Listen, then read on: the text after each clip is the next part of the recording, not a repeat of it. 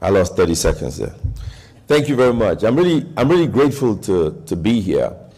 And as I listened to the various speakers, I realized that the Great Lakes Conference, everybody wants to be politically correct. So I will try not to be politically correct. So here's the problem. I think most Africans believe in free trade because we've always experienced trade by barter. We were colonized by the British, the French, the Belgians, and so on and so forth. We started getting independence in the 60s. It was fashionable at the time to become leftists, the communists, and have central governments. Then we had military coups and military coups and military coups. And you know, the military, they like centralized government. They like to own everything. So when the military took over these African countries, including Nigeria, government started owning hotels. Government even owned restaurants. Now, if a government owned the restaurant and they owned the hotel and they owned the airline, you can imagine how inefficient that would be and how corrupt the system would be. And as African leaders imitated the colonial masters who ruled them prior to 1960, they wanted to be just like them. And so I likened African leaders to the civil rights struggle in America, the whites versus the blacks. In this case, our leaders are the whites, and the people who vote for them are blacks. And this is the problem we have right now. So when we talk about free trade, let's talk about the fundamental problems that create a problem for us in the first place. The first place, we're very badly led.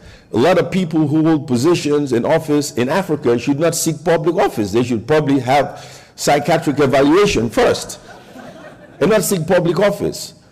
And that is a serious issue. And if we have people who should be in the mental institutions as our leaders, we should be talking about free trade. We can't be talking about any kind of trade. We should first of all fix our problems. And that is why I don't want to be politically correct. I want to deal with the issues the way they are. Now, free trade is what? Buying and selling, trade by barter. That is fine, I accept it. But if you look at the richest people in Africa, how did they create wealth? They create wealth because they were traders. Most of the richest people in Africa were traders. They didn't invent anything, they didn't create anything. So the next generation of people are admiring folks who made money by seeing the president in the middle of the night, giving import duty exemptions, selling products they think will benefit the poor, but they benefit them and a few others. People who seek public office to create wealth for themselves, not to serve the people who voted them into office. That creates another set of problems. And that is what we need to address. A lot of the African leaders should be toppled from government. They are the cause of the poverty that we have. You take Nigeria, 180 million people. The market is so large, we don't need to export. If you manufacture anything, you grow fish in Nigeria, you would sell it because you have 180 million people. The domestic market is unbelievable. We have oil, we import petrol. We have gas, and we have no light. How does that make any sense? When I was talking to Daniel yesterday, and he didn't understand how you could have gas and how you could have oil, you have no petrol, and then you start to wonder. And I say to all African leaders, the first thing you do, you appoint a minister of common sense in your cabinet. First. That's the first thing you do. Because the mistakes we make no sense. It makes no sense. You have oil and you're poor. And when you're poor, you get hungry and angry, and then you get a gun and a knife, a machete, you try to kill someone. You try to rape someone. You create a problem, and that has to stop. And I was at the MIT the other day giving a speech, and the former Zambian president talked about the Chinese who came to build the railway in Zambia. And he explained how the manual was brought in, and it was in Chinese, and because it was in Chinese, they brought in about 50,000 Chinese to do the work.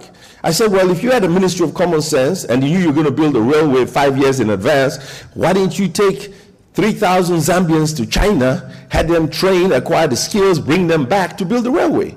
Why do you give a contract to the Chinese and bring in 100,000 Chinese to Africa to do manual labor, to teach you how to make soup and cook on the side of the street? This is the problem. You know, the problem in Africa defies logic. I sit here and I can't understand why we're poor. We are too rich to be poor. And we are too poor for our leaders to be so rich. It doesn't make any sense. And we have to address the fundamental issue. We have to address the fundamental issue. I believe in free trade, but free trade benefits the masses. Protectionist policy benefits our leaders and their friends and the political associates who make so much money. It makes sense for you not to have free trade. So I ask you one question: which is better, an incompetent leader or a corrupt, competent African leader? Thank you very much.